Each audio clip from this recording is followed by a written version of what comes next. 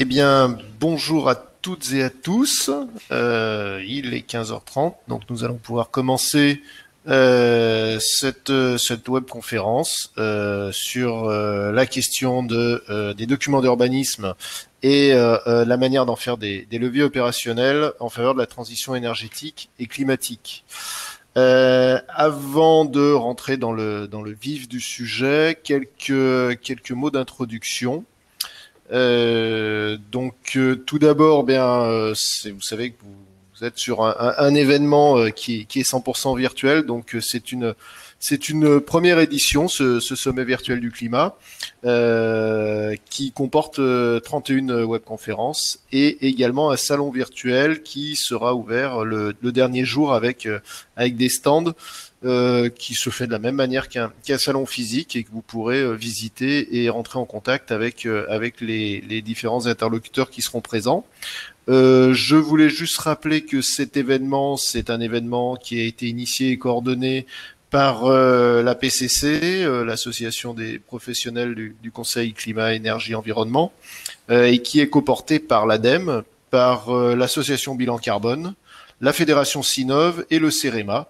Et donc l'idée est de pouvoir diffuser le plus possible, le plus largement possible, les expertises et surtout les retours d'expérience, de manière à ce que vous ayez des éléments concrets. Je reviens sur cet aspect sponsor que je tiens à remercier et qui nous apportent leur soutien. Donc tous ceux que vous voyez ici sont ceux qui ont permis aussi à ce que cet événement puisse se tenir. Donc il est important de pouvoir les remercier. Et puis, dernier point, quelques éléments techniques. Donc, le support sera téléchargeable. Il est même téléchargeable déjà depuis la salle virtuelle. Le support de cette conférence, elle sera disponible en replay. Donc, vous pourrez effectivement la voir, la récupérer. Et un dernier point sur les questions que vous pouvez avoir, puisqu'il y a quand même un objectif d'être interactif. Dans un temps de réponse aux questions à la fin de la présentation. Ce temps de réponse aux questions sera suffisamment long pour traiter vos questions qui auront été posées par chat dans le chat auquel vous avez accès et dont certains, j'ai vu, se sont déjà saisis pour nous transmettre des bonjours. Donc voilà, vous pouvez poser vos questions là et elles seront répercutées enfin. Eh bien, je passe la parole tout de suite à Claire Pourchet et Benjamin Giron pour évoquer le cas concret, le premier cas concret autour du PLUI de Grand-Chambéry. Voilà, très bien. Merci pour cette introduction. On va donc démarrer cette conférence sur notamment la première partie, le PLUI HD de Grand-Chambéry. HD, on va y revenir, c'est le volet H, donc anciennement PLH, qui a été intégré dans le PLUI, et le volet D et l'anciennement PDU qui a été intégré dans le PLUI. Concernant la présentation, dans un premier temps, on vous rappellera un petit peu le contexte de l'élaboration de ce premier PLUI pour l'intercommunalité. Ensuite, on fera un point sur la méthodologie de cette élaboration. Et puis ensuite, en troisième point, l'approche intégrateur du PLUI HD. Puis la traduction réglementaire, voilà, les deux derniers points qui sont les volets un peu plus intéressants où on a voulu rentrer un peu dans le vif du sujet avec le volet réglementaire du volet eau et de la même manière la traduction réglementaire du volet énergie et climat. Alors,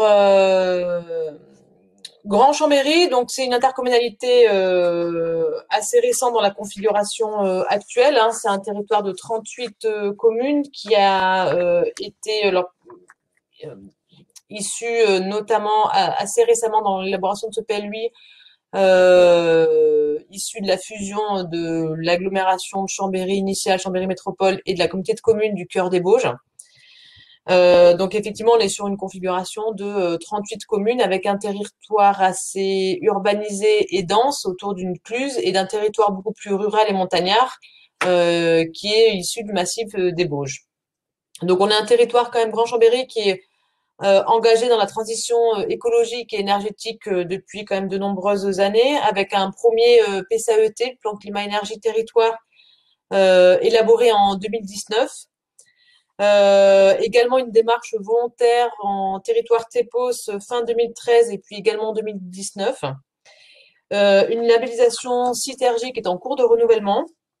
On est également couvert par le SCOT Métropole Savoie, qui est lui également TEPOS, alors qui est en cours de révision. Et on est un territoire qui est à cheval sur deux parcs naturels régionaux, le parc de Chartreuse et le parc du Massif des Bauges.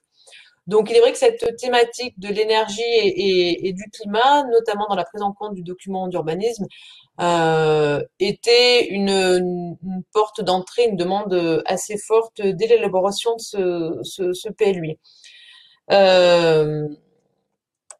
Ce PLUI, on a voulu le construire avec un mode de partenariat assez avancé, puisqu'on est parti du constat de se dire que le document d'urbanisme qui va s'appliquer, il s'appliquera à un ensemble de partenaires. Et si ce document n'est pas partagé par ces partenaires, on aura des difficultés à pouvoir l'appliquer. Donc, on a voulu mettre en œuvre deux types de mobilisation, une mobilisation interne à l'agglomération et une mobilisation externe avec l'ensemble des partenaires et acteurs de l'agglomération. Alors, la mobilisation interne, tout d'abord, ça a été un rappel, c'est qu'on est sur un premier PLU intercommunal. Donc, notamment, comme je disais en introduction, on a eu une fusion avec la communauté de communes des Bauges qui avait déjà démarré son PLUI. Donc, il a fallu en cours de route se remettre sur une vision vraiment intercommunale à l'échelle de 38 d'un bassin de vie, enfin de plusieurs bassins de vie de 38 communes, hein, donc qui est quand même assez innovant.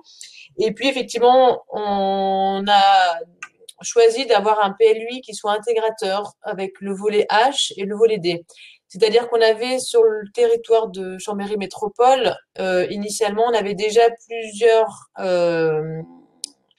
plusieurs générations de PLH, de plan local de l'habitat, donc une certaine habitude à travailler sur ces volets-là. On a voulu maintenir cette habitude et du coup intégrer, se saisir de l'opportunité de pouvoir intégrer le volet H, le PLH, au PLUI. Donc effectivement, c'est pour ça que le PLUI est devenu PLUI H. Et de la même manière, on avait également un PDU qui se devait d'être révisé. On a saisi l'occasion de faire un PLUI D, hein, donc qui intègre le volet déplacement. Donc on est sur un PLUI HD, donc on est assez peu d'intercommunalités, notamment dans la région Auvergne-Rhône-Alpes, à avoir adjoint ces deux volets. Nous, on y trouve beaucoup d'intérêt. Le territoire, je pense, va y trouver beaucoup d'intérêt.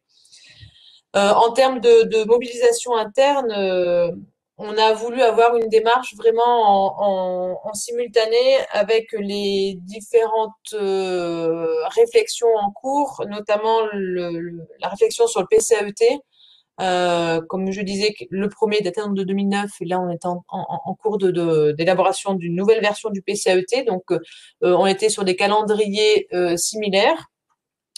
De la même manière, le volet Citergie, donc sur la plateforme de rénovation énergétique également, sur un calendrier similaire, avec mon pass Rénov, et puis sur les volets eau, notamment avec le zonage pluvial et le zonage des eaux usées qu'on a élaboré conjointement à ce volet, enfin à ce PLUI. Donc, la démarche des trois calendriers, on a essayé de tenir les calendriers de toutes ces démarches, PCAET, PLUI, zonage assainissement, eaux usées et mon pass Rénov, pour qu'effectivement avoir vraiment une approche transversale en s'organisant notamment en interne avec les différents services pour travailler main dans la main sur la rédaction de ce PLUI pour qu'on puisse intégrer ces différentes tenants. On va voir hein, par la suite comment ça a pu fonctionner. Au-delà de cette mobilisation intra-service, on va dire, et puis intra-compétences, on a souhaité avoir une mobilisation externe. Donc, notamment pour le volet énergie, on s'est associé avec l'ASDER, Association départementale des énergies renouvelables. Je ne sais plus exactement, vous m'excuserez, c'est les acronymes ne sont pas exactement les bons. Également GRDF, hein, tous les partenaires autour du volet énergie. De la même manière pour Agathe et pour le volet habitat également avec le CAUE, des bailleurs, l'OPA qui est l'organisme de locatif social, le Crédit foncier, Action Logement, tous les partenaires de l'habitat avec lesquels on avait déjà l'habitude de travailler dans les précédents PLH, mais qu'on a voulu vraiment associer aussi à cette question d'énergie et de climat. L'État, hein, qu'on a associé via la DDT. Pour cela, on a organisé spécifiquement pour la question de l'énergie et du climat un séminaire et 2 ateliers sur le thème du bâtiment et des énergies renouvelables, avec ces partenaires-là autour de ces 2 ateliers pour travailler ensemble, alors, non pas sur le diagnostic, on avait un diagnostic qui a été partagé, mais surtout sur qu'est-ce que le PLUI pourrait apporter. Dans ce cadre de ces séminaires et ateliers, on a démarré en se mettant bien d'accord tous autour de la table sur les pouvoirs opérationnels du PLUI-HD. Parce qu'effectivement, tous les acteurs de l'aménagement connaissent les PLUI, mais n'ont peut-être pas forcément une vision exhaustive des tenants et aboutissants. Donc, on a voulu bien rappeler, avant de rentrer dans les discussions de fond, rappeler de ce que le PLUI pouvait ou ne pouvait pas. Notamment en matière énergétique, par exemple, le PLUI, il peut exiger une performance énergétique supérieure à la réglementation thermique, définir des objectifs et des moyens pour la construction-rénovation de bâtiments neufs et anciens. Il peut également attribuer des bonus de constructibilité et il peut exiger un pourcentage d'énergie renouvelable. Par contre, il ne peut pas obliger la mise en travaux, il ne peut pas exiger d'autres études que celles réglementaires, hein, notamment ensuite pour la partie instruction. Il ne peut pas imposer un vecteur énergétique et il ne peut pas interdire le recours aux énergies renouvelables. Quand on a posé ce constat-là, notamment avec l'ensemble des promoteurs, bailleurs, etc., ça a permis de mettre carte sur table en disant, ben voilà le champ d'action possible du PLUI et le champ en dehors du possible donné par ce document. Donc, ça a permis déjà de voir sur quel axe on pouvait travailler ensemble et on pouvait s'améliorer et se mettre d'accord. De la même manière, sur le volet du climat, le PLUI il peut limiter l'étalement urbain, définir une densité bâtie minimum. Il peut également exiger des coefficients de biotope surfacique, les fameux CBS. Il peut exiger des coefficients de pleine terre. Il peut limiter des débits de fuite à la parcelle. Par contre, il ne peut pas fixer un seuil d'émissions de gaz à effet de serre pour la construction, que ce soit pour du neuf ou pour la rénovation. Par contre, il peut autoriser des bâtiments à usage mixte. Là, de la même manière, c'était aussi, alors, d'une part, d'apporter aussi aux partenaires l'information des différents outils qui sont donnés par le code, enfin, qui sont proposés par le code de l'urbanisme, notamment le fameux CBS et le coefficient de pleine terre, qui sont des outils que le PLUI, la boîte à outils que le PLUI peut, on va voir, hein, et a pu utiliser. Mais par contre, effectivement, notamment sur des seuils d'émissions de gaz à effet de serre, là, on n'est pas dans des ressorts du PLUI. Donc voilà, ce premier constat fait, ça permet déjà de voir quels sont les axes à travailler pour se mettre d'accord ensuite sur la mise en œuvre.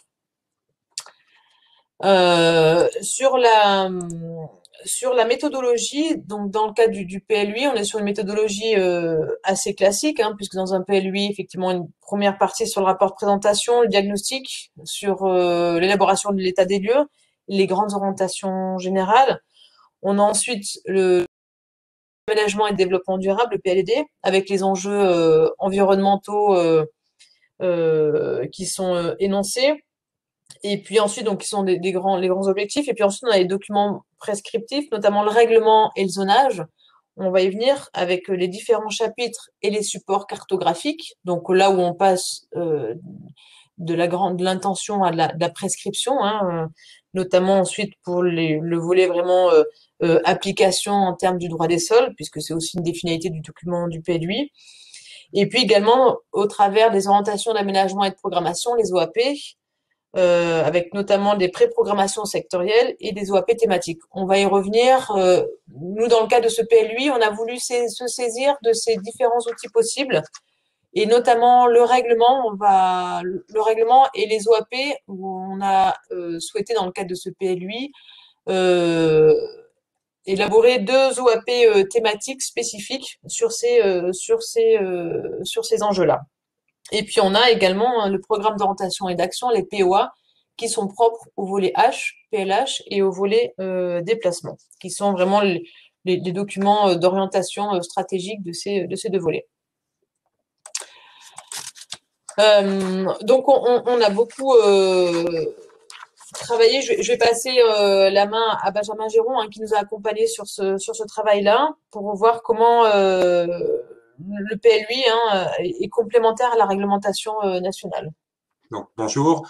Pour compléter ce que vient de dire Claire, ce qu'on a souhaité faire, c'est avant de rentrer dans un travail de prescription et d'orientation, c'était bien d'identifier, de partager ce constat avec l'ensemble des partenaires de ce que fait un PLUI, qu'est-ce qui se passe si on ne fait rien, et où sont les véritables leviers prescriptifs, puisqu'il y avait une intention, ça avait été rappelé en début, mais on était sur un territoire qui était déjà engagé dans une démarche TEPOS par ailleurs, donc territoire énergie positive. Il y avait une acculturation des acteurs locaux et des élus à être ambitieux sur ces démarches-là, et l'idée c'était bien de savoir comment on pouvait mobiliser ce PLUI HD pour véritablement être opérationnel. Donc on s'est aussi posé la question de savoir, alors on va pas rentrer dans le détail, mais de dire aujourd'hui qu'est-ce qui se passe si le PLUI HD ne dit rien. Donc on a effectivement constaté ensemble qu'il y avait un certain nombre de réglementations pour le neuf et pour l'ancien. On a d'ailleurs rappelé à cet égard que le PLUI, enfin comme un PLU, était aussi prescriptif pour l'ancien. C'est souvent un aspect qui est souvent oublié. Ce qui est important, parce que dans les démarches de transition énergétique, on se rend bien compte, on fait tous le constat que l'enjeu est surtout sur la rénovation du parc ancien et moins sur les questions du neuf. Or, culturellement et historiquement, c'est vrai qu'un PLUI ou un PLU, on s'attarde beaucoup plus à définir quelles sont les règles pour la construction du neuf. Donc, ça a permis aussi de décaler un petit peu le regard. Donc, on a fait ce constat croisé. Alors, on vous propose un tableau qui est assez simple, mais l'idée, c'était de se dire au niveau de la performance des consommations, au niveau des objectifs de performance énergétique, au niveau des énergies renouvelables, au niveau du bioclimatisme, en considérant et le neuf et l'ancien, de regarder quelles étaient d'ores et déjà les exigences à respecter.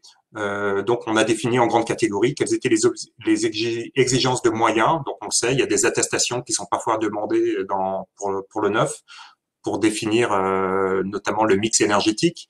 On a aussi regardé quelles étaient les exigences de résultats, sachant que le PLUI est une règle locale. Donc, elle va venir s'ajouter aux règles nationales, soit en allant au-delà, soit en les complétant. Donc, c'est ce travail-là qui avait été fait. L'idée, c'était aussi de partager le constat avec l'ensemble des professionnels lors des ateliers, de ce qui marchait, de ce qui marchait pas, en se posant la question, mais oui, mais on demande une performance, mais comment on la contrôle? Et puis, il y a la question du coût. Donc, ça a permis pas mal d'articuler un certain nombre de sujets. Dans certaines mesures, ce qui a été identifié, c'est que le PLUI pouvait proposer des éléments de réponse. Dans d'autres cas, notamment la question du coût, de l'impact, en disant, on veut demander plus, mais comment fait-on pour assurer le financement? On voyait bien que c'est pas l'objet du PLUI de répondre à ces questions de bilan financier. En revanche, c'était intéressant d'avoir une approche couplée avec celle du plan climat qui était aussi en cours d'élaboration, où là, l'objet du plan climat, c'était de disposer des moyens d'investissement et d'accompagnement, voire en l'occurrence d'aide possible sur les ménages. Donc c'est cette vision, disons, le PLUI est une pièce prescriptive dans la politique énergie-climat de la collectivité, mais c'est pas la seule. Il y a d'autres démarches auxquelles on s'ajoute. Et l'intérêt, c'était aussi d'avancer groupé et surtout de ne pas avoir de recul de charge entre ce que prescrit le PLUI et ce que définit le PCAET. Voilà.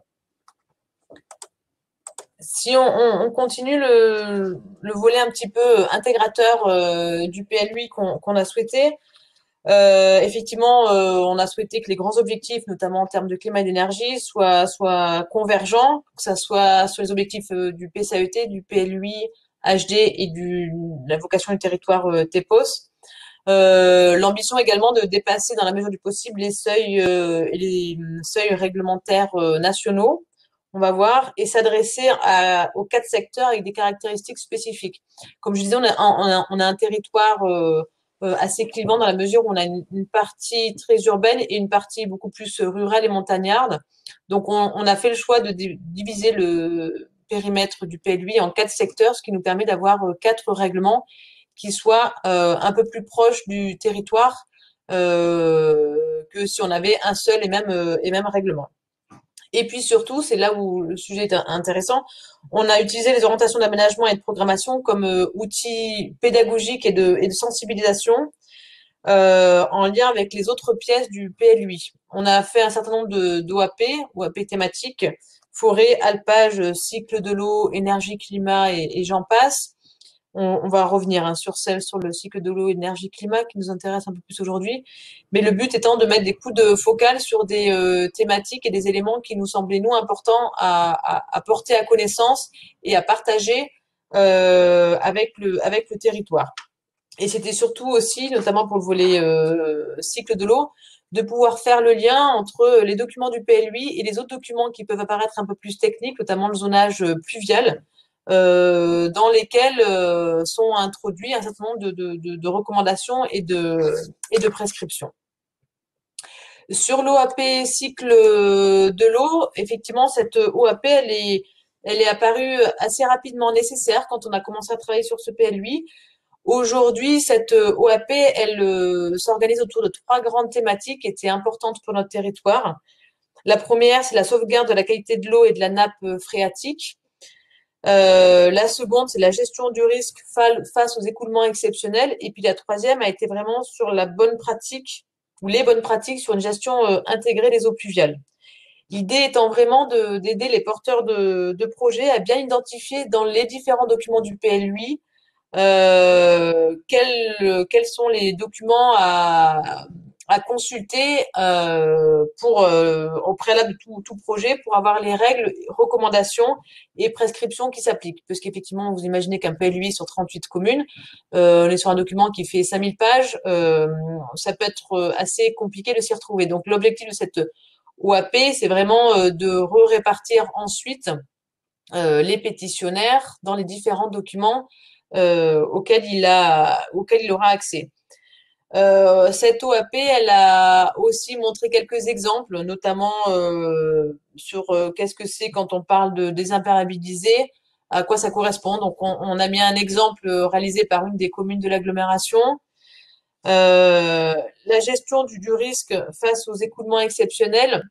C'est là, pour le coup, on a fait un travail interne important, mais qui relevait pas du document graphique, document réglementaire du PLUI en zonage. On pouvait pas le retranscrire de manière réglementaire. On a souhaité néanmoins que ça soit porté à connaissance du public, c'est vraiment l'objet, avec un certain nombre de recommandations.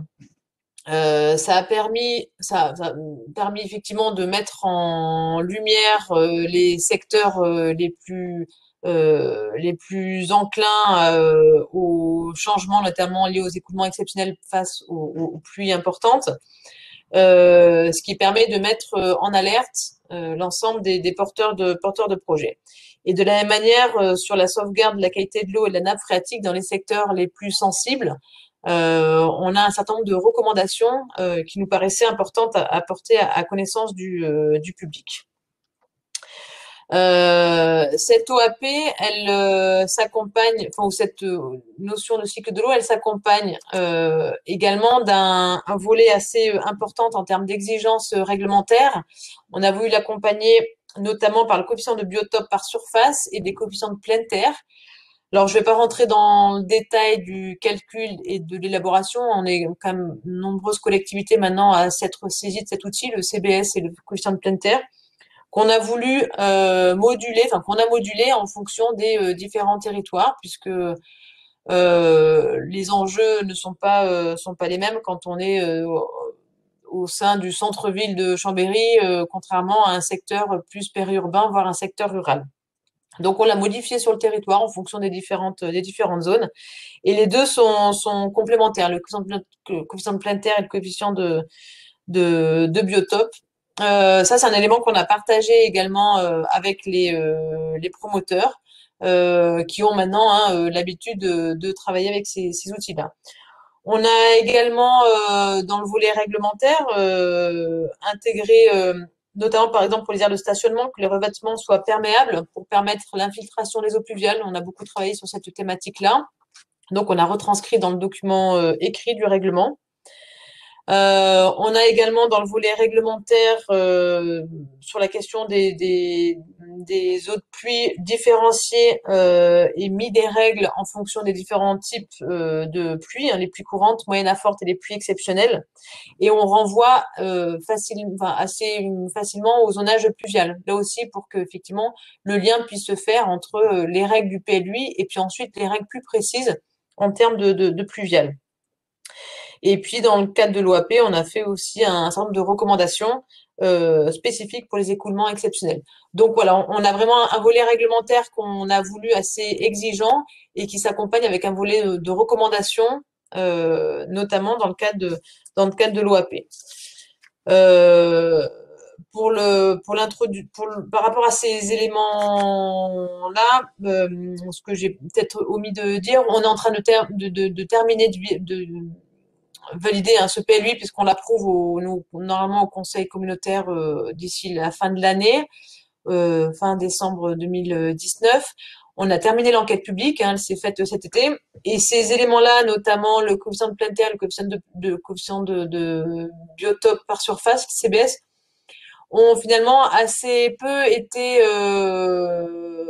évoqués dans le cadre de l'enquête publique. Il y a eu beaucoup de points évoqués. Les promoteurs et aménageurs, le monde de l'aménagement et de la construction s'est largement mobilisé pour l'enquête publique, mais ça, ce sont des points qui ont finalement assez peu fait parler. Donc, nous, on estime qu'il y a une information déjà importante et que, ma foi, ça devrait rentrer dans les mœurs et les habitudes de l'ensemble des acteurs de l'aménagement.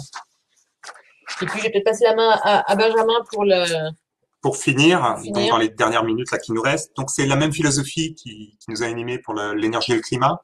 Alors, on a eu une focale principalement énergétique, le climat étant beaucoup traité dans le volet eau. Donc, ça fait partie du découpage un petit peu thématique qu'on s'était donné dans le cadre de ce PLUI.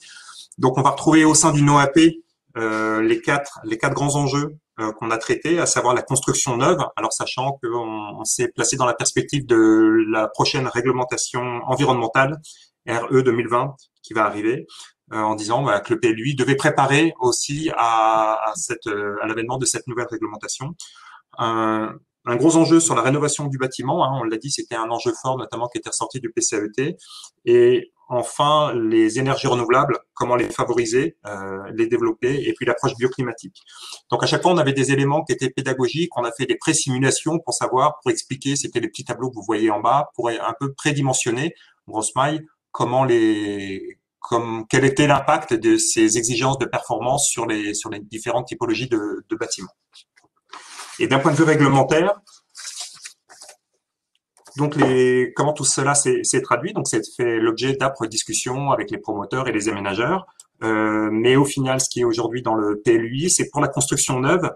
Donc, on a la possibilité d'avoir un bonus de constructibilité de 15% pour les constructions exemplaires. Alors, pour les spécialistes, les constructions exemplaires, c'est celles qui vont répondre au label E3, donc le label de préfiguration de la future réglementation environnementale. Il y a aussi une exigence d'avoir un taux d'énergie renouvelable de 30%, et ça, c'est pour la totalité des constructions neuves. Donc, il s'agira de justifier d'avoir ce taux de 30% pour la totalité. Donc là, on va bien de la maison individuelle jusqu'au gros bâtiment. En ce qui concerne la rénovation des bâtiments anciens, là aussi, il y a un vrai levier qui a été franchi, c'est l'alignement de l'exigence réglementaire avec le dispositif Mon Pass Rénov. Alors, Mon Pass Rénov, c'est sur le Grand Chambéry, le dispositif de rénovation de l'habitat, donc qui pour l'instant était incitatif, c'est-à-dire que, comme dans beaucoup de territoires, si les personnes qui entreprenaient des travaux de rénovation s'inscrivaient dans ces objectifs performantiels, ils pouvaient obtenir des aides qui étaient conditionnées. En général, c'était le même niveau d'aide nationale, mais c'était un peu compliqué. Donc, ce qui était décidé, c'est que de simplifier, de permettre l'alignement des travaux de rénovation avec ce référentiel. Donc, il y a obligation pour les travaux d'avoir un des postes. Donc, les postes et les postes de rénovation, c'est sur l'enveloppe, hein, les fenêtres, pour ceux qui connaissent. Mais on pourra revenir dans les questions. Donc, exigence dans le PLUI de respecter un des postes performantiels pour la rénovation et la possibilité aussi de se voir octroyer un bonus de constructibilité de 20% s'il y avait le respect de la totalité des postes pour la rénovation. Donc, un volet aussi fortement incitatif. Et puis, pour finir, on était sur l'approche bioclimatique des projets de construction. Donc là, on était plutôt sur une forme de pédagogie. Donc, on détaille des choses qui sont assez classiques, mais c'était rappelé dans l'OAP. Voilà ce qu'on a et je pense qu'on est dans les temps. Oui, à peu près. oui. On attend vos questions à la fin. Parfait, effectivement, nous sommes dans les temps. Pour passer au second cas concret, et comme je vous le disais, les questions seront traitées juste après. Déjà un certain nombre de questions qui sont arrivées. Je fais juste une parenthèse par rapport à des remarques de certaines personnes qui ont du mal à lire ce qu'il y a sur les slides. Ça vient un peu de la qualité du réseau, c'est dépendant des personnes. Je vous rappelle que le document est téléchargeable, donc ce qui permettra d'en prendre connaissance de manière plus détaillée. Second cas qui porte sur un SCOT à présent. Donc c'est le SCOT de l'Ardèche méridionale, un SCOT qui est un SCOT sur un territoire important, hein, avec 8 EPCI, 150 communes, dont un certain nombre de ces structures ont engagé des démarches TEPOS, et qui doit relever des défis importants en termes de matière énergétique. D'une part par des besoins importants, vous le verrez, et d'autre part par un territoire qui est considéré au niveau régional comme une réserve un peu d'énergie renouvelable. Ce qui a engagé une étude particulière dans le cadre de ce SCOT, de manière à pouvoir répondre à ces enjeux et répondre à la question comment est-ce que dans un SCOT on peut concrètement intégrer des ambitions énergétiques. C'est donc Claire Mertz, qui est chargée de mission urbanisme au SCOT, qui va vous présenter ces éléments. Je lui laisse la parole. Bonjour à tous, donc j'espère que vous m'entendez bien parce que je n'ai pas de micro sortant. Comme l'a dit Gilles, effectivement, nous sommes sur un très grand territoire, 150 communes, alors faiblement peuplé, hein, 100 000 habitants. On a une commune, une ville-centre, Aubenas, qui a un peu plus de 12 000 habitants.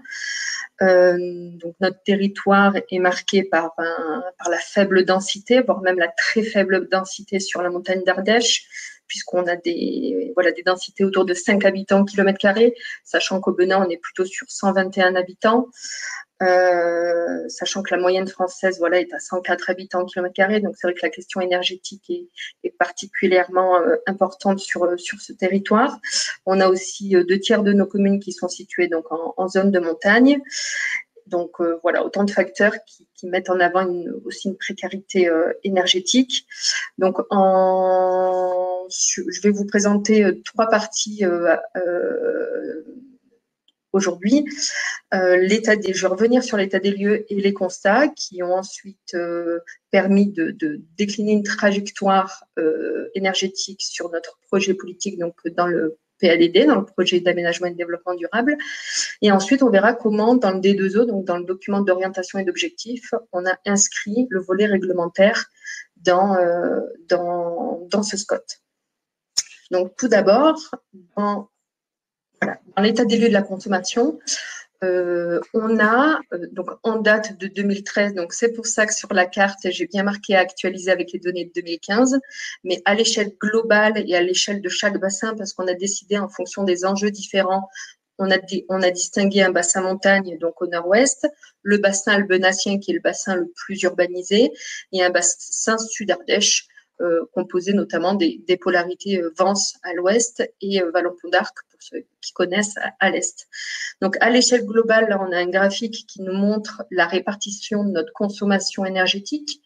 Donc, globalement, à l'échelle du SCOT, on a consommé 2292 gigawattheures, sachant que les 2 premiers postes sont le résidentiel, le logement, puisqu'on a un parc de logements assez ancien et énergivore. Et en deuxième poste vient le transport, sachant que majoritairement, hein, c'est le modèle de la voiture qui domine.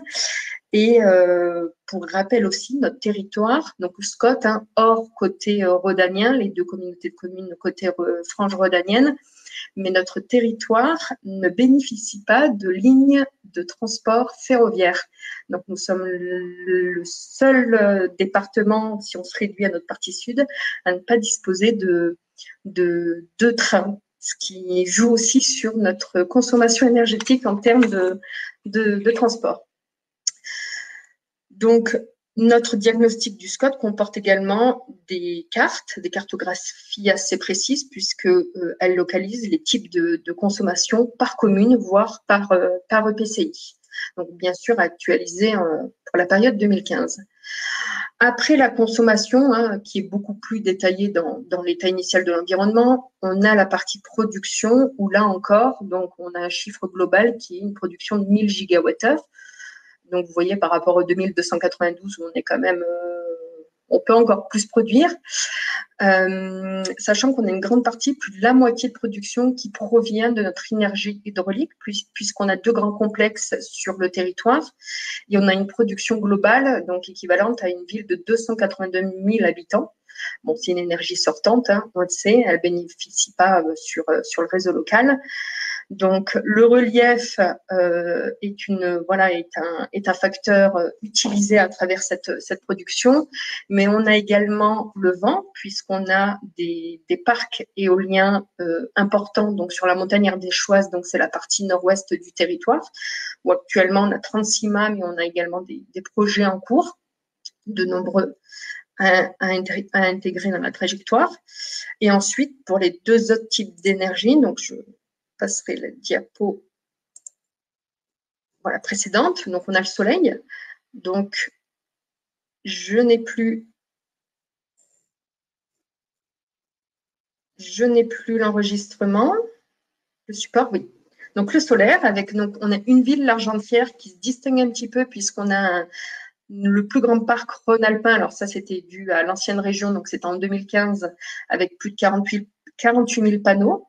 Là encore, en termes d'énergie solaire, on a beaucoup de projets qui sont en cours de réalisation ou en cours de réflexion. Et nous avons également donc le bois, qui est une autre énergie également à considérer. On a à la fois un réseau de chaleur urbain donc sur la ville de Benat. On a également plus de 55 chaufferies collectives communales. Donc, c'est assez important sur un territoire de 150 communes. Et je le rappelle, le diagnostic a mis aussi en avant que cette ressource locale est abondante puisqu'on a 46% de couverts forestiers. Donc, voilà, la forêt, c'est quelque chose qui occupe nos paysages. Donc, suite à l'état des lieux de la consommation et de la production, nous avons retenu 3 enjeux importants pour les élus. Donc, premièrement, le développement des énergies renouvelables, c'est vraiment l'enjeu qui a fait consensus chez tout le monde. Ensuite, on a l'enjeu de l'économie d'énergie à faire, notamment dans le bâti ancien. Et le 3e enjeu, c'est surtout l'urbanisation de demain, celle qu'on va inscrire dans les documents pour les futures autorisations de construction. C'est d'axer l'urbanisation, qu'elle soit économe en énergie de par ses formes, mais également de par l'emploi de matériaux. Sur ces enjeux, on a pu construire le PADD, mais juste avant, je reviendrai aussi pourquoi sur un SCOT énergie. Donc, moi, j'ai encore une slide noire. J'espère que vous pouvez voir pourquoi un SCOT énergie. C'est que nous avons eu… Je pense que c'est un petit problème de bande passante. Ah, elle devrait réapparaître. Je te laisse poursuivre.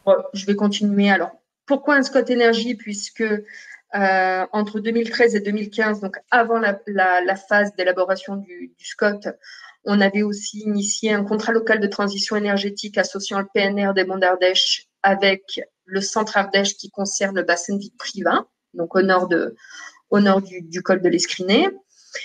Et depuis 2012, entre 2012 et 2016, on a eu aussi une double labellisation TEPOS et TEPCV pour le bassin de Benat, donc uniquement une communauté de communes, qui regroupe quand même 28 communes et plus de 40 000 habitants. Donc, vous voyez, 40 000 habitants sur les 100 000, ça fait une bonne partie. Et actuellement, on a 3 EPCI, donc Bom-Droby, Pays des Vincent-Cévennes et Gorge de l'Ardèche. En fait, c'est le bassin sud-Ardèche, qui ont candidaté pour être labellisés TEPOS.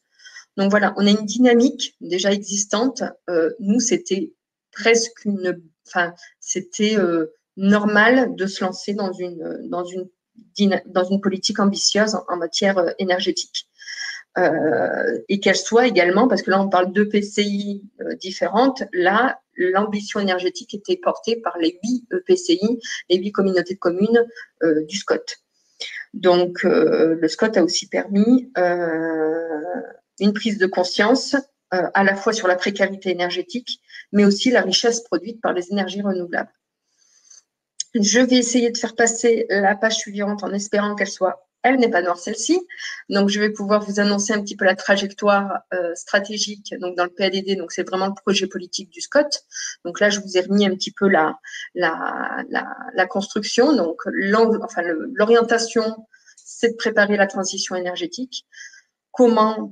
D'une part, d'encourager les économies d'énergie, puis après, on verra la création d'un bouquet énergétique diversifié et territorialisé. Je mettrai malheureusement de côté pour aujourd'hui les efforts faits pour atténuer les effets du changement climatique.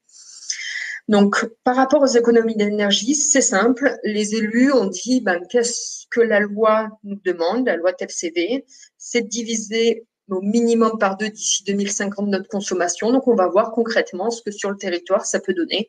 Donc, c'est pour ça qu'en 2015, on reprend nos consommations énergétiques déclinées par poste. On était à 204 kilotep. L'objectif en 2050, c'est de diviser par 2, donc d'atteindre les 102, avec des temporalités intermédiaires 2030 et 2040, sachant que, je rappelle, le SCOT s'écrit pour un horizon, nous en tout cas, côté SCOT, Ardèche méridionale, ça va jusqu'en 2043, on a une temporalité à peu près de 20-25 ans. Donc, on réduit donc d'une part la consommation globale par 2 et on a un effort de réduction de la consommation d'énergie fossile de 30% d'ici 2030. Donc ça, c'est un petit peu nos objectifs globaux sur les économies d'énergie. Ensuite, voilà, donc là, on reprend, comme on avait vu dans le diagnostic, que c'était le logement et le transport qui étaient nos postes les plus consommateurs d'énergie. On a déjà préinscrit des leviers prioritaires dans le PADD, donc en termes de rénovation, de performance énergétique, mais également de réduction des déplacements motorisés. Voilà, on a commencé à inscrire les principaux leviers, sachant qu'on a d'autres objectifs de réduction de consommation pour les autres postes, donc pour le tertiaire, l'industrie, l'agriculture. Aujourd'hui, je vous en ai fait grâce, on parle que logement et transport. Je n'ai plus le support.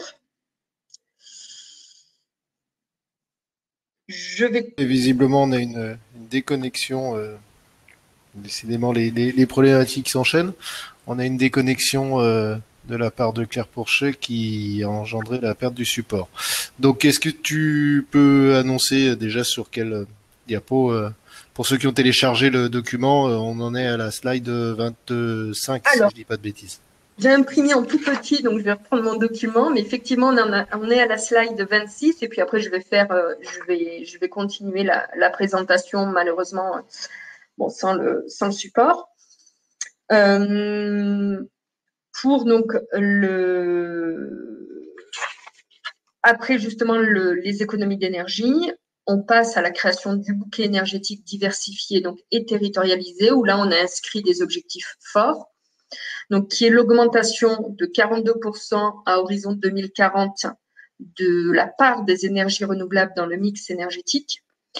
Et donc, cette trajectoire implique d'augmenter la production locale d'énergie, et les élus ont également fait le choix de différencier 2 échelles de production, l'énergie produite pour le circuit produite et réinjectée dans le circuit local, donc le réseau de distribution de basse tension pour l'autoconsommation, et l'énergie dite globale, c'est-à-dire l'énergie exportée sur le réseau RTE, qui ira plutôt alimenter les métropoles. Donc voilà, on a vraiment différencié ces deux échelles. Donc, après le PADD qui inscrit la grande trajectoire énergétique, nous allons passer aux règles opposables, c'est-à-dire celles inscrites dans le D2O, le document d'orientation et d'objectifs, qui, je le dis, que ce soit le PADD ou le D2O, ce sont des documents qui n'ont pas encore été officiellement arrêtés, donc ils sont susceptibles d'évoluer. Donc là, je vous fais part d'éléments qui peuvent être modifiés à la marge.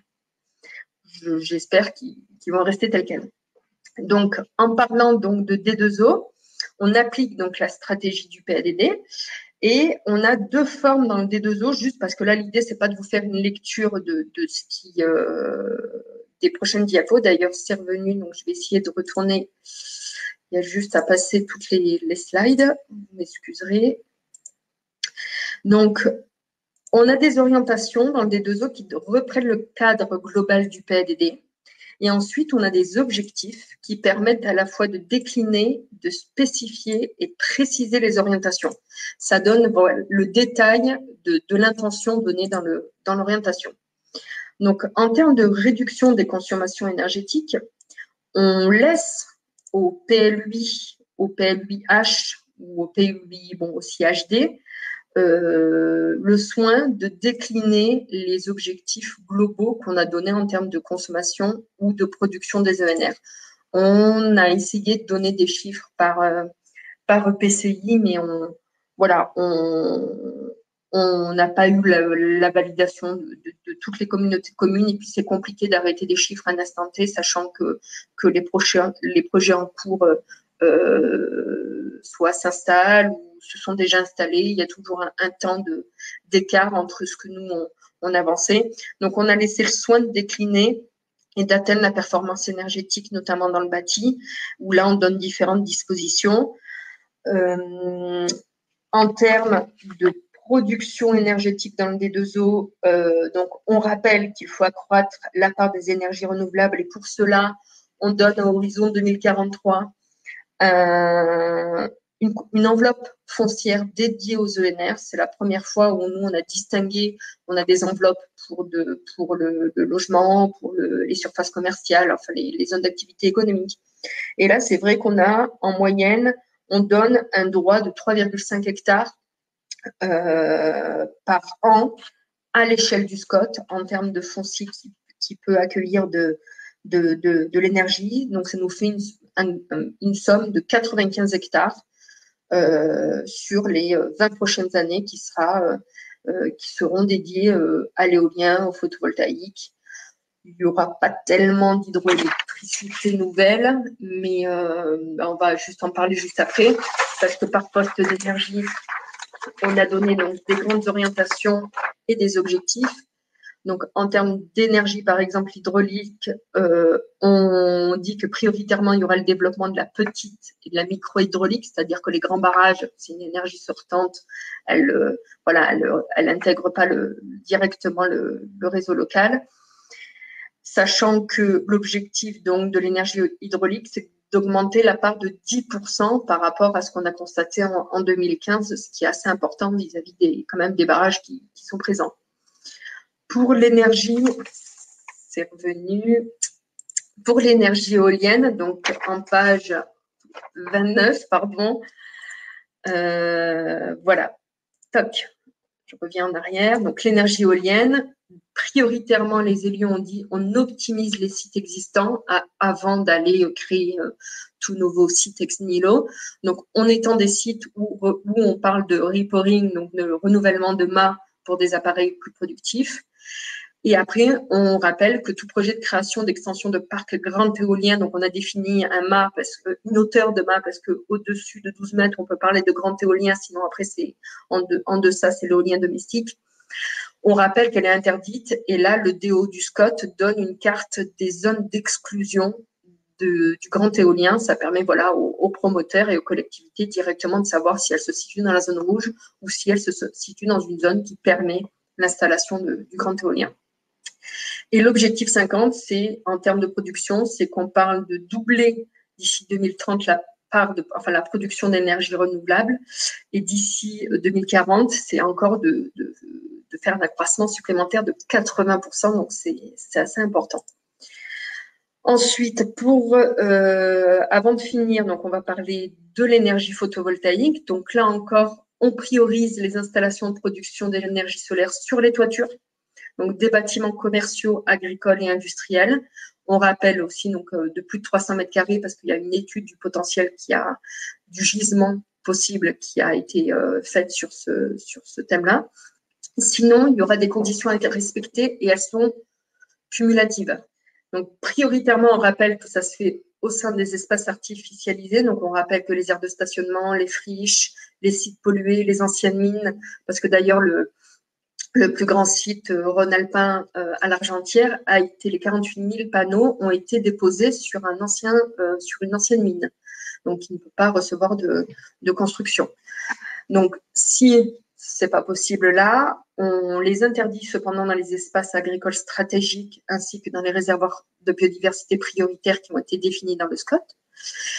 On les autorise sur les espaces pastoraux qui ne sont pas exploités depuis au moins 5 ans et dans le cadre d'un renouveau de l'activité, ça veut dire que s'il y a des panneaux photovoltaïques, il faudrait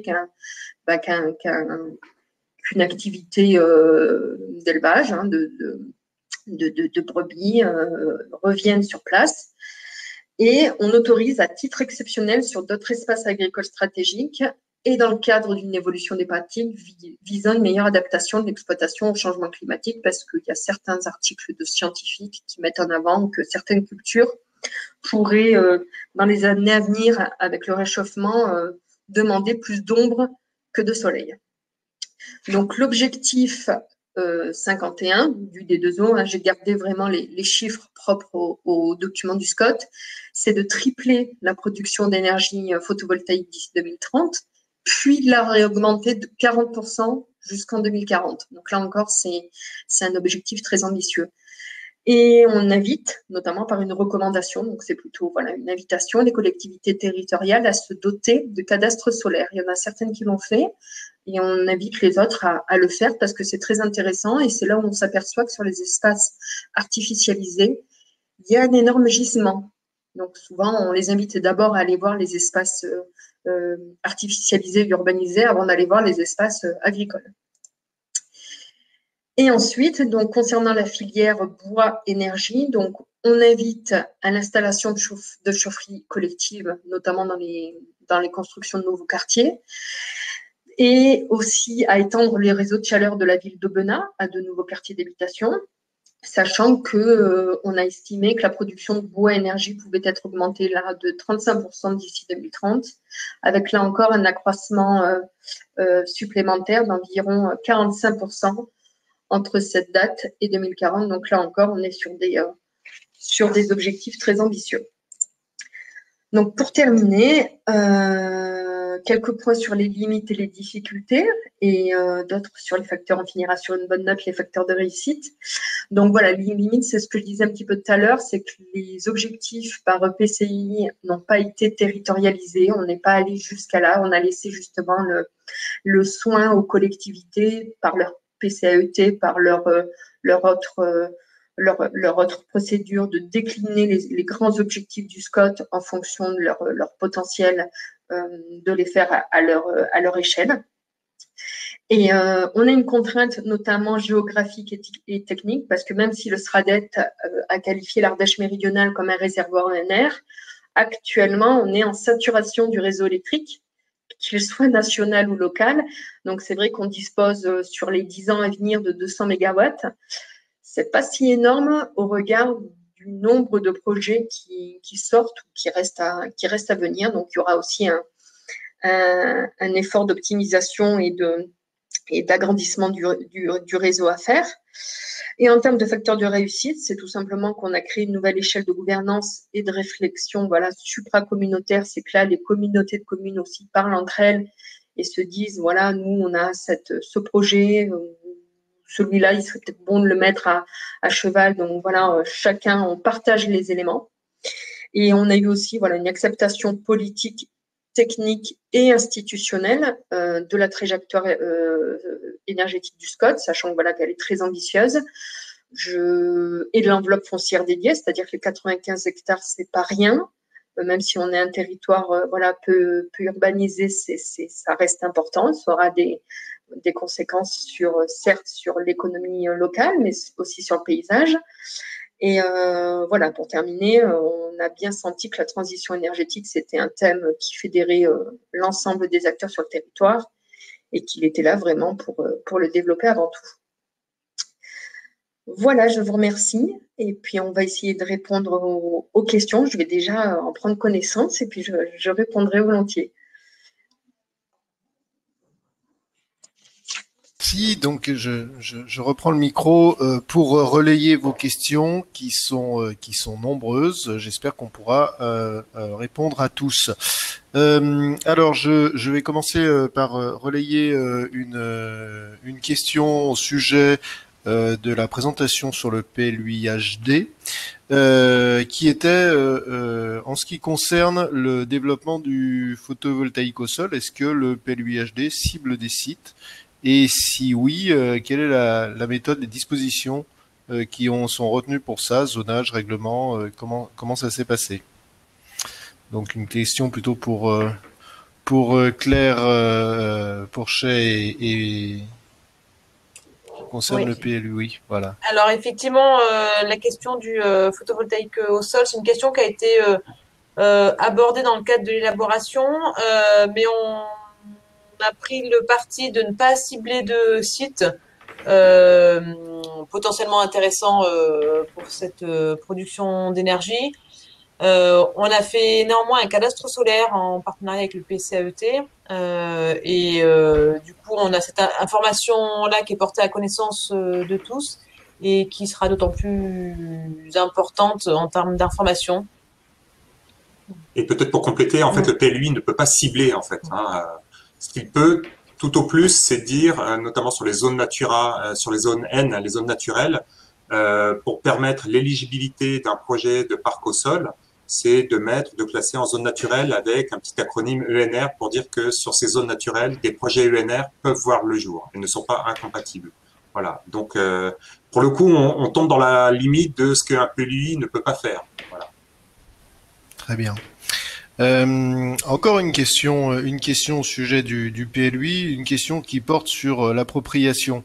Il y avait plusieurs questions qui venaient là-dessus. Donc, est-ce qu'il y a un document résumé vulgarisé des objectifs à destination des citoyens? Alors, j'ai cru entendre une partie de la réponse avec notamment les OAP, qui avaient un rôle d'outil pédagogique. Et puis, est-ce qu'il y a autre chose? Et est-ce que vous avez pu mesurer l'appropriation par les porteurs de projets, notamment sur l'OAP cycle de l'eau? Alors, effectivement, l'outil de vulgarisation de l'ensemble de ces règles et préconisations, nous, c'est quelque chose qu'on est en train de travailler, puisque, comme je disais, on a un PLU, l'approbation du PLUI est prévue pour la fin de l'année 2019, donc il va s'appliquer courant début 2020. On travaille, alors au-delà des OAP existantes, on travaille sur des fiches pédagogiques à destination des pétitionnaires pour qu'effectivement, ils puissent avoir une information, notamment quand ils sont en phase d'instruction ou de préinstruction de leurs autorisations d'urbanisme, qui puissent avoir les outils nécessaires et facilement utilisables. Notamment, on pense au coefficient de biotope pour qu'ils puissent le calculer de manière rapide et efficace, au coefficient de pleine terre. De la même manière, on a un guide pédagogique qui accompagne le zonage pluvial. Voilà, on a tout un outil, un ensemble d'outils et de fiches qu'on est en train d'élaborer justement pour permettre cette utilisation de ce document, ce vaste document qu'est le PLUI. Après, sur la mise en pratique avec les groupes d'experts, on va dire, appropriation par les groupes d'experts, on a, dans le cas du PLUI, on a pris l'habitude de travailler avec les différents acteurs de l'aménagement, comme je disais, aménagement promoteur, aménageur, constructeur, architecte. On a fait un certain nombre de réunions de travail, notamment sur le volet énergie, mais on l'a fait sur d'autres thématiques. Et on s'est mis d'accord avec eux pour maintenir ces groupes de travail, ces groupes de réflexion après l'approbation du PLUI, pour justement voir dans la vie du PLUI comment ça fonctionne, s'il y a des choses qu'il faut adapter, comment on l'interprète, etc. Donc là, on est vraiment sur la mise en œuvre partenariale sur la suite. Mais c'est quelque chose qu'on a prévu de faire pour que effectivement ces règles et préconisations, elles trouvent une vraie réalité dans les projets par la suite. D'accord. Et justement, en complément, des questions très précises sur l'application des éléments. Une question qui concerne le bâti ancien, hein, comment s'applique, comment les prescriptions de performance énergétique concrètement peuvent s'appliquer dans l'ancien et quel contrôle. Et puis une autre question très très pratique, c'est est-ce que vous pratiquez la préemption de parcelles pour assurer la réalisation des objectifs? Alors, sur la première partie, sur les objectifs, notamment en termes de rénovation, donc on a une plateforme locale qui s'appelle Mon Pass Rénov, qui a pour objectif d'accompagner les porteurs de projets sur la rénovation. Les objectifs de Mon Pass Rénov, ils sont directement intégrés dans le règlement du PLUI et le règlement, il nous dit bien qu'effectivement, en cas de rénovation, il faut qu'il y ait au moins un des postes de Mon Pass Rénov, donc qui est clairement indiqué dans le règlement, qui doit être atteint, et on a droit à des bonus de constructibilité si l'ensemble des postes de Mon Pass Rénov est atteint. Sur le contrôle, merci, j'avais oublié la question. Sur la question du contrôle, alors on sait aussi la saisie des possibilités offertes par le Code de l'urbanisme, notamment pour les questions des bonus de constructibilité, soit pour les performances en ENR, soit pour la rénovation, où effectivement on demande, et ça on l'inscrit de manière écrite dans le règlement écrit, dans les fiches pédagogiques, on veut donner des exemples, où effectivement on demande aux porteurs de projet de s'engager sur l'atteinte des objectifs ou demander à un maître d'œuvre certifié pour les certifications qu'il a atteint les objectifs. Ça, c'est une règle qu'on a écrite notamment nous en interne avec les services instructeurs, parce qu'effectivement pour nous c'était vraiment important de les associer à la démarche, puisqu'ils vont être, on va dire, un petit peu en première ligne. Donc effectivement, c'est un engagement des pétitionnaires qui est demandé comme le code le propose. Néanmoins, sur le contrôle a posteriori, et notamment le contrôle a posteriori des travaux, puisqu'on est en phase de soit construction neuve, soit travaux, comme beaucoup d'autres sujets sur les autorisations d'urbanisme, le contrôle sera, ma foi, assez peu efficace, puisqu'effectivement, la mission de contrôle est relativement peu encline. Néanmoins, nous, il nous paraissait important d'avoir cette première marche, c'est-à-dire on affiche des objectifs, on demande aux pétitionnaires de s'engager sur les objectifs, même si effectivement il y a quelques porteurs de projets qui passent à la trappe, on va dire, et qui réalisent pas les projets comme lesquels ils se sont engagés, ma foi, tant pis, on se dit juste qu'on a déjà démarré la démarche, commencé cette démarche, et que ça sera un premier pas, et qu'on verra avec les années qui arrivent comment améliorer, si nécessaire, le suivi derrière. Mais peut-être pour compléter, parce qu'on en a beaucoup discuté, la question du contrôle, en disant on va plus loin que la réglementation, mais comment on assure le contrôle. Ce qu'on a aussi convenu et rappelé, c'est que c'est déjà un cas qui se précise aujourd'hui. C'est que l'application de la réglementation aujourd'hui telle qu'elle est pose la question de son contrôle. On prend le cas de la RT 2012 aujourd'hui. Il y a comment aujourd'hui on contrôle la réglementation thermique. Donc, comme l'objectif c'était bien évidemment d'être dans une massification, l'idée c'est on rehausse l'exigence réglementaire. Donc ça, c'est un signal fort. Après, les pétitionnaires prennent le risque ou pas d'être en conformité. S'ils sont pas en conformité, ils prennent le risque à un moment de pas se voir octroyer le permis de construire. C'est quand même assez fort. C'est ça le véritable pouvoir du PLUI.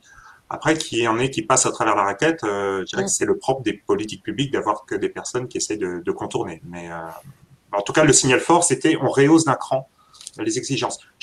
Peut-être pour rappeler sur la rénovation, c'est comme ça que ça a été présenté et vendu et acheté par les élus, c'est que c'est une double protection offerte aux administrés. C'est d'une part d'avoir l'assurance d'avoir des travaux de meilleure qualité, parce qu'on a fait le constat que le niveau actuel de la réglementation sur l'ancien était nettement insuffisant pour répondre aux enjeux. Et d'autre part, ça leur permettait aussi de se mettre tout de suite dans les conditions d'éligibilité des aides nationales et locales, sans qu'ils aient forcément à se poser la question de savoir est-ce que le R de mon isolant, il doit faire 8 ou il doit faire 4, qui est excessivement compliqué. Donc, en gros, la règle qui permet d'obtenir les aides nationales, c'est aujourd'hui celle du PLU. Donc, pour avoir mon permis, je me mets dans les conditions qui permettent d'avoir ces aides aussi. C'était important pour nous, effectivement, de pouvoir lier les deux. La réglementation en termes d'urbanisme, et effectivement, comme Benjamin l'a rappelé, le pouvoir avoir accès aux différentes aides et de caler tout le monde sur le même niveau. Il y avait une question, pardon. Non, allez-y. Il y avait juste une question sur la dérogation aux ENR. Oui. Juste peut-être pour rappeler qu'on sur les objectifs d'ENR, on s'est calé sur les exceptions qui sont faites dans le cadre de la réglementation thermique. Voilà, le code cite un certain nombre d'exceptions à la réglementation thermique. On est parti, nous, sur le principe d'exclure ces constructions-là également aux objectifs d'ENR. Comme ça, l'idée étant de se caler quand même avec les objectifs nationaux. Très bien. Je reviendrai vers vous pour des questions notamment qui arrivent en grand nombre sur les questions du photovoltaïque au sol. Je voudrais faire remonter quelques questions à Claire Mertz au sujet du SCOT. D'abord des éléments un petit peu plus globaux, d'une part sur le fait que le SCOT, en tout cas la présentation qui en est faite, porte essentiellement sur l'énergie. Donc est-ce que le document au global a vraiment une si forte préoccupation de l'énergie? Est-ce qu'il est vraiment très orienté énergie? Et du coup, est-ce que c'est une volonté existante, une volonté politique? Est-ce que c'est dû à un travail de sensibilisation? Ça, c'est la première question. Et la deuxième, c'est sur la nature des énergies qui ont l'air très électriques, et de savoir comment les énergies thermiques, biomasse, solaire thermique, etc., chaleur fatale, ont été pris en compte. Alors, pour répondre à la première question, effectivement, là, j'ai présenté que la partie énergétique, mais tout ce qui concourt notamment aux baisses de consommation énergétique dans la partie habitat, c'est rappelé. Ce sont des dispositions qui accompagnent les modalités de construction. Là, c'est vrai que j'ai pris poste par poste, mais c'est un liant, ça vient vraiment rassembler la partie, voilà, que ce soit habitat, mais également aussi quand on parle de la qualité des paysages, on revient notamment sur le cas de l'implantation des énergies éoliennes. Donc, c'est vraiment un fil rouge qui a nourri le projet de A à Z. Après, sur la deuxième partie de la question. Sur l'énergie chaleur. Alors ça, malheureusement, comme je suis plutôt généraliste et que je suis plutôt sur l'urbanisme en général, même si je traite un petit peu de la partie énergétique, mais c'est un petit peu trop spécialisé pour moi. Et alors j'ai quelques éléments de réponse de mémoire de ce qui avait pu être intégré. Il est vrai que le SCOT a été particulièrement précis sur les questions de production électrique parce qu'on avait des enjeux liés à l'éolien et au photovoltaïque avec des pressions très fortes. Donc il fallait nécessairement que le SCOT se positionne sur ces éléments. Il y a quand même eu des réflexions menées fortement sur les questions de l'énergie bois, en particulier, et également de la question du solaire thermique. Sur l'énergie bois, la traduction dans le document est plus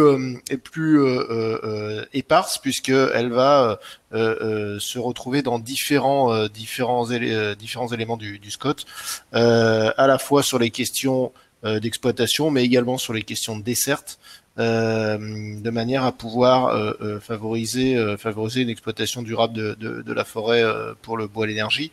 Donc voilà, ça c'était un petit peu moins, le zoom est un peu moins fort dans le SCOT sur cette énergie-là.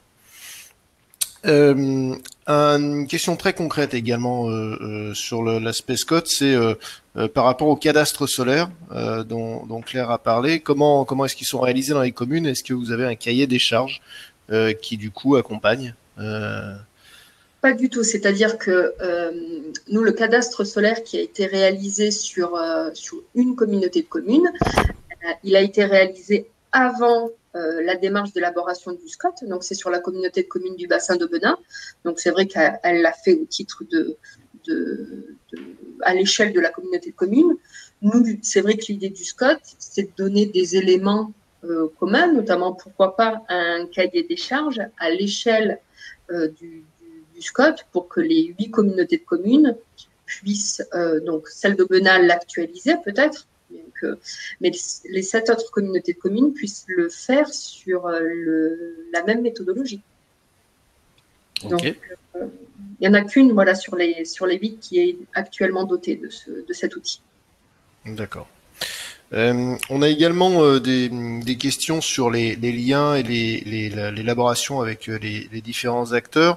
Une première sur la question du lien entre l'élaboration du SCOT et le schéma de raccordement ENR, le S3R ENR.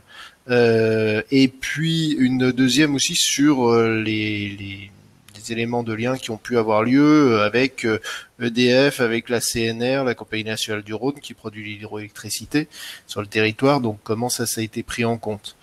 Alors, sur le schéma de raccordement, je peux juste apporter une précision, puisque au moment de l'étude, c'est effectivement un schéma qui a été intégré comme un élément important en termes de diagnostic, puisque dans le diagnostic de production, il y avait aussi cette question des réseaux qui est un point majeur sur le territoire du SCOT, avec justement des éléments qui apparaissaient, c'est ce que Claire disait dans la partie des difficultés, qui apparaissaient comme un point dur, cette question des réseaux, et le SCOT se voulait justement un élément qui pourrait faire évoluer les éléments de réseau sur ce territoire.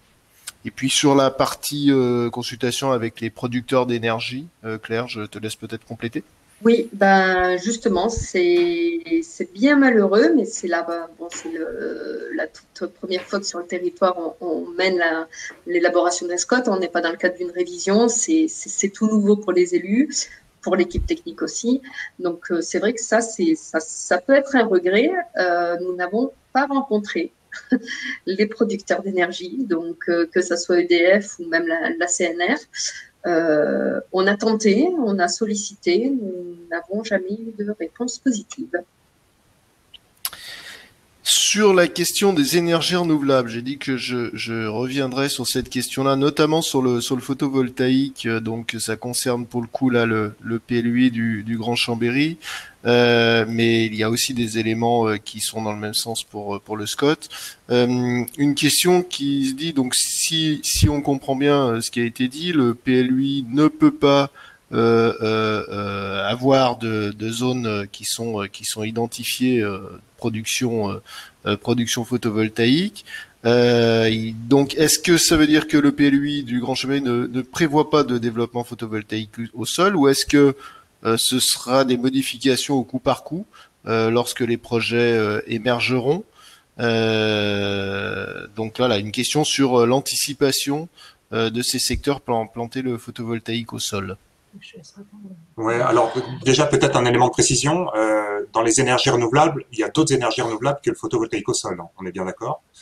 Et que d'autre part, les parcs photovoltaïques au sol posent un souci, c'est de savoir qu'ils préemptent l'activité agricole. Donc, pour être très clair aussi, le choix qui a été fait, mais dès l'amont, et c'est un des axes forts aussi, on n'a peut-être pas suffisamment parlé, mais c'était pas la clé d'entrée de la présentation, c'est la préservation et le maintien de l'activité agricole et des zones agricoles. Alors, face notamment à l'étalement urbain, donc ça c'est un enjeu qui a été fort, enfin, peut-être ça fera l'objet d'une autre... mais aussi vis-à-vis, dans les risques d'étalement urbain, c'est le développement des parcs au sol, dont on sait qu'ils consomment facilement beaucoup d'hectares. On est dans un territoire, le territoire chambérien est un territoire très contraint, hein, notamment par les massifs et les différences de niveau, etc.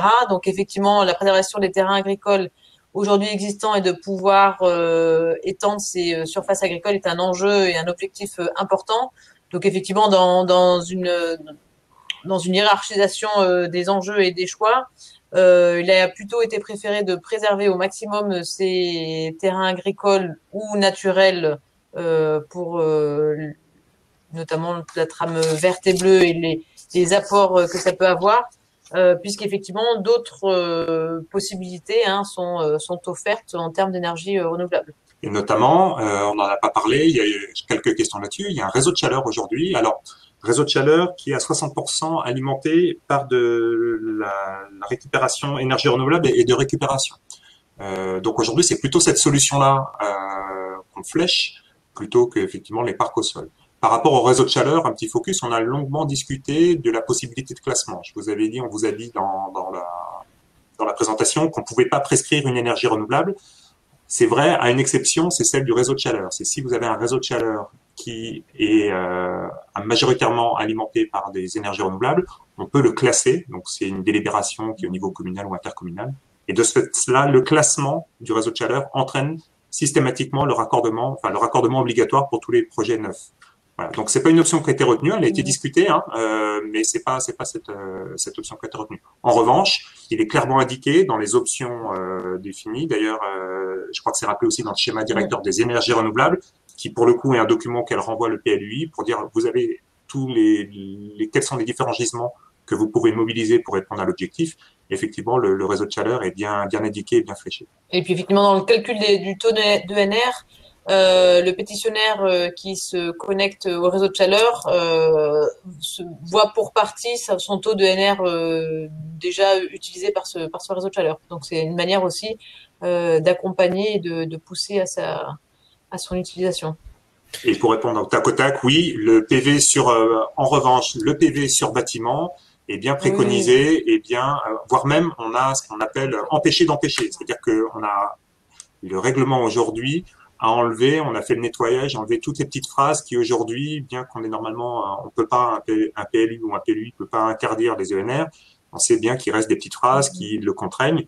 Donc, tous les critères de hauteur, d'aspect, d'intégration ont bien évidemment été épurés. On a même remis des référentiels en disant quels étaient les types de PV sur toiture qui étaient souhaitables. Ça fait partie aussi de l'OAP Énergie-Climat. Et bien évidemment, c'est celle-ci qui est intégrée. D'ailleurs, je sais pas si vous voyez, mais on a fait dans les tableaux, vous verrez dans la version imprimée, on a fait des pré-simulations. Alors, c'est très programmatique, mais pour permettre d'atteindre l'objectif des 30% de NR, bien évidemment, on est dans des solutions mixtes avec du PV sur bâtiment et du chaudière biomasse ou du réseau de chaleur. Alors sur ces énergies renouvelables, il y a une question qui concerne à la fois le SCOT et le PLUI, très pratique. C'est est-ce que on peut indiquer dans ces documents un objectif de production du type d'énergie, et la question était notamment sur l'éolien ou le photovoltaïque, mais il peut y avoir sur les autres énergies, un objectif de production qui peut être celui, par exemple, d'une stratégie de plan climat, ou un maximum de production. Donc au niveau du PLUI, est-ce que ce sont des éléments qui sont possibles ?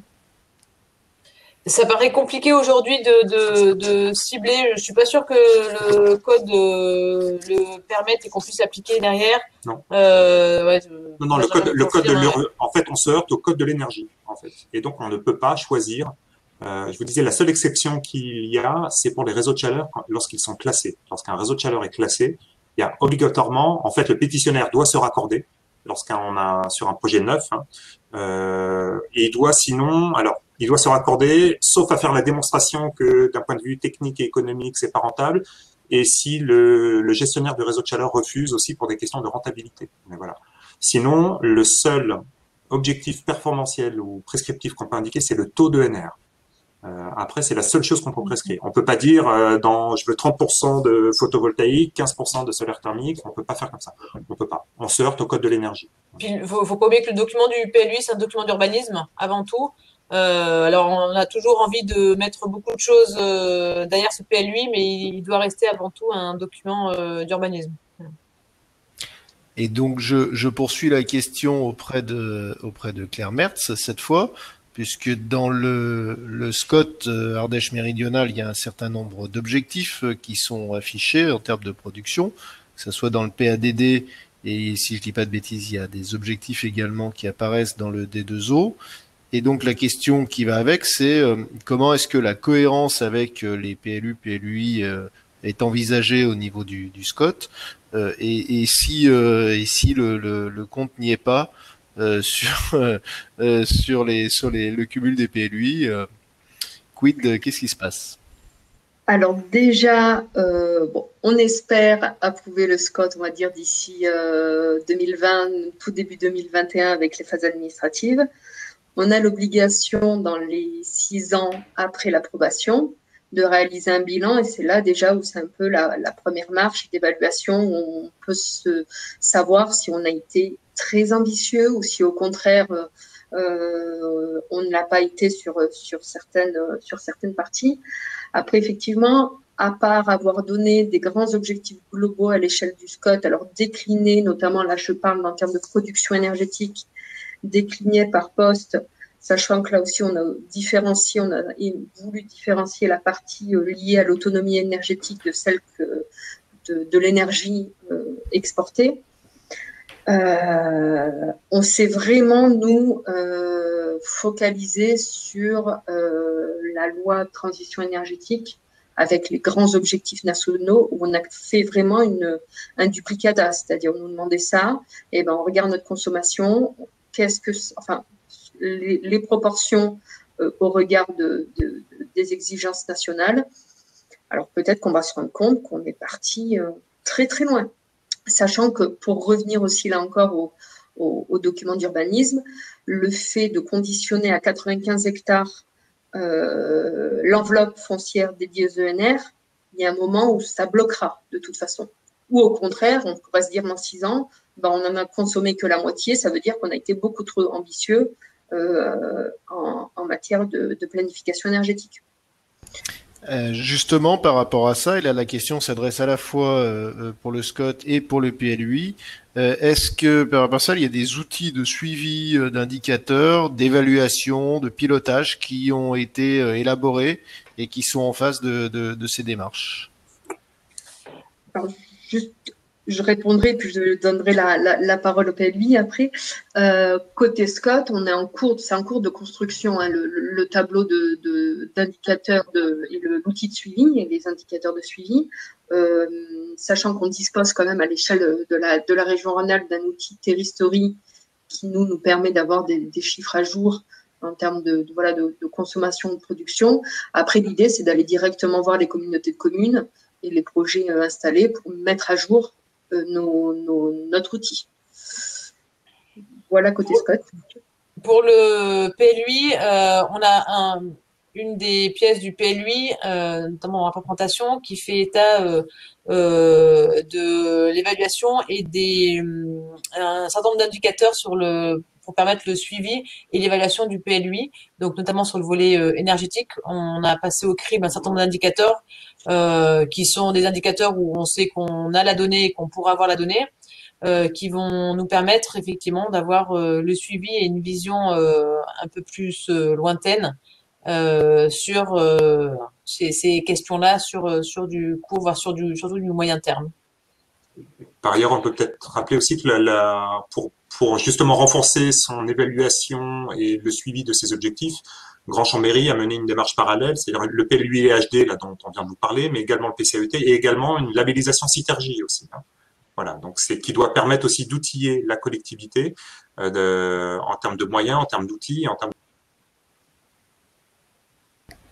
Ah, je crois qu'on vient de perdre Claire Pourchet. Donc, je pense qu'elle va revenir. J'espère en tout cas. On peut en profiter pour voir quelques questions. Claire Mertz est toujours avec nous. Claire, tu es là, rassure-moi. Ah, je t'entends. De retour. Alors, je suis désolé, on le fait en direct. Est-ce que Claire Pourchet est revenue? Oui, maintenant, normalement. D'accord. Bon. Donc, parce qu'on a encore quelques éléments de questions. Sur le PLUI HD, il y a une question qui pose sur la déclinaison des objectifs consommation d'énergie, émissions de gaz à effet de serre. Est-ce que ce sont des éléments qui ont été déclinés, oui, et est-ce que c'est des éléments qui ont trouvé leur traduction réglementaire? Oui, alors ils ont été déclinés, oui, hein, parce qu'effectivement, c'est un des objectifs du volet D, notamment du volet D du PLUI. La réponse, la retranscription réglementaire, elle se retrouve surtout dans la retranscription du volet déplacement à travers le document qui s'appelle le programme d'orientation et d'action, le POA, anciennement le PDU, qui fait état de tous les objectifs et tous les projets prévus sur le volet déplacement.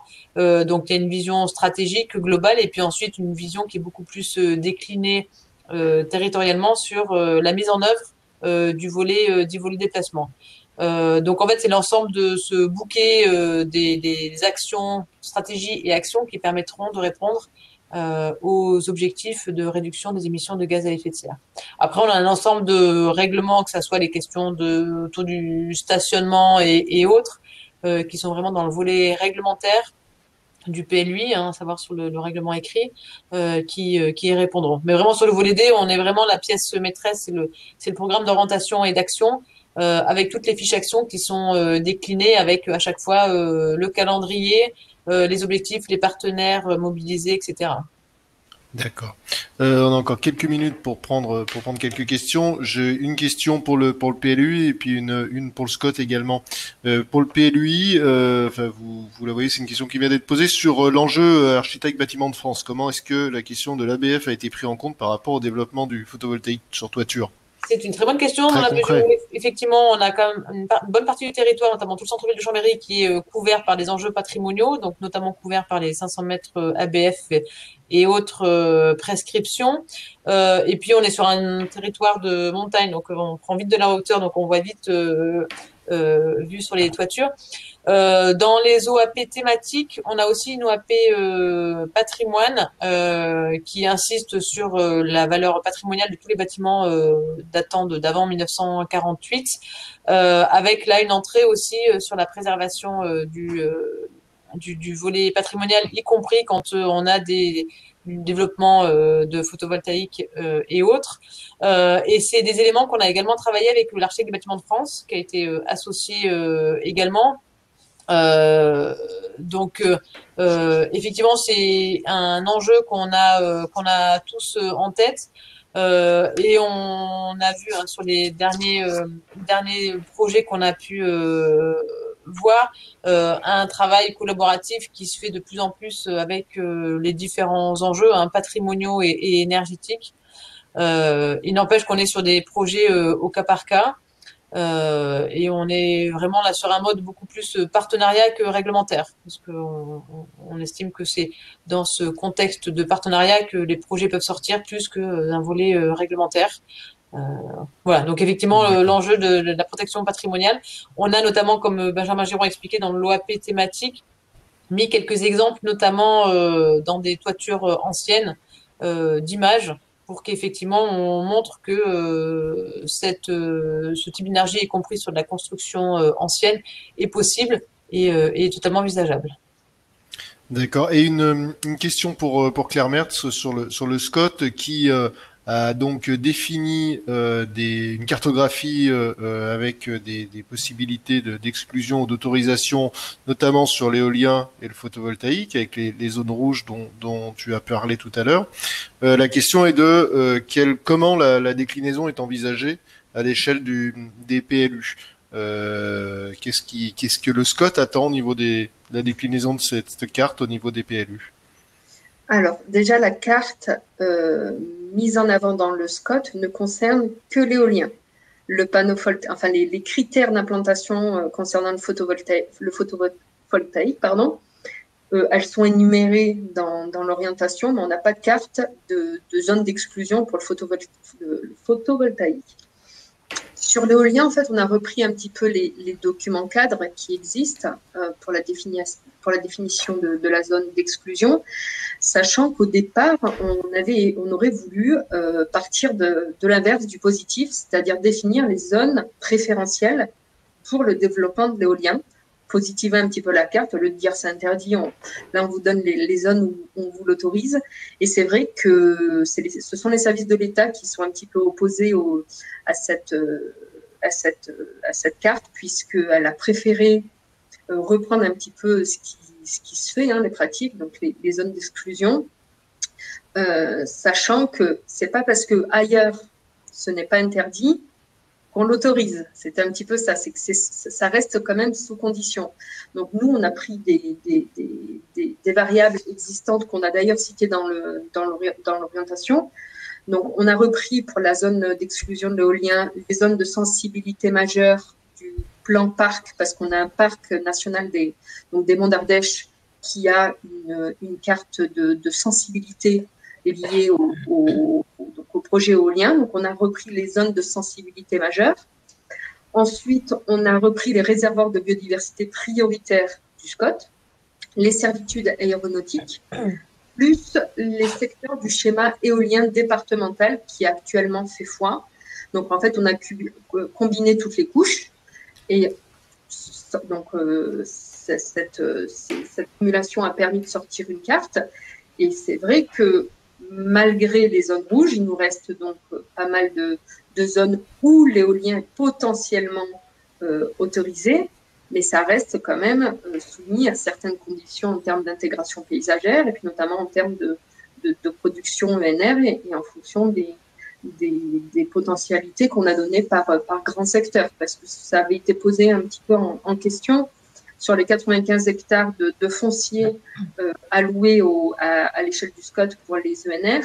On en a à peu près 40 pour le bassin albenassien, celui qui concentre la majorité de la population, 35 pour le sud Ardèche et puis 20 sur la montagne, là où est principalement localisé de toute façon les sites existants en termes de production éolienne. Donc, merci. La question, c'est vrai, par rapport au PLUI, nous, en tant déjà que personne publique associée, on accompagne les PLUI au PLUI dans le cadre de leur démarche d'élaboration ou de révision. Donc, nous, c'est une carte de toute façon qui est faite sous SIG. Donc, que ce soit à l'échelle du SCOT ou du bassin intercommunal, on arrive facilement à donner des limites claires à la carte. Donc, et puis après, on est là pour les accompagner et pour leur dire, mais écoutez, ça pourrait se faire plutôt là. Et là, par exemple, c'est pas possible. Et on donne la liste aussi des raisons. Merci. Alors malheureusement, on arrive à la fin du temps qui nous est imparti pour la webconférence. Quelques éléments juste avant de conclure, il nous reste quelques secondes. D'une part, vous rappelez que le 28 novembre, vous pouvez rejoindre le salon virtuel du Sommet virtuel du climat.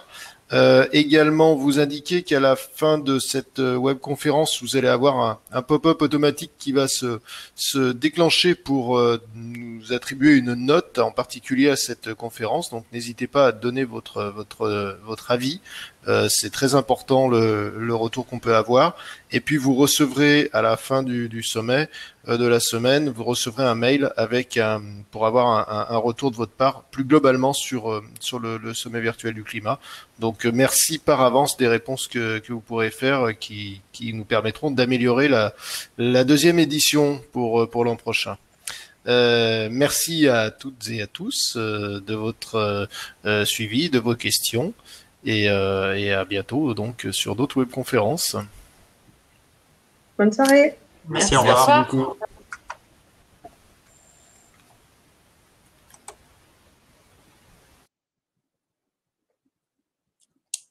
On se prenait un contre-jour. Ouais, à la fin de journée, là.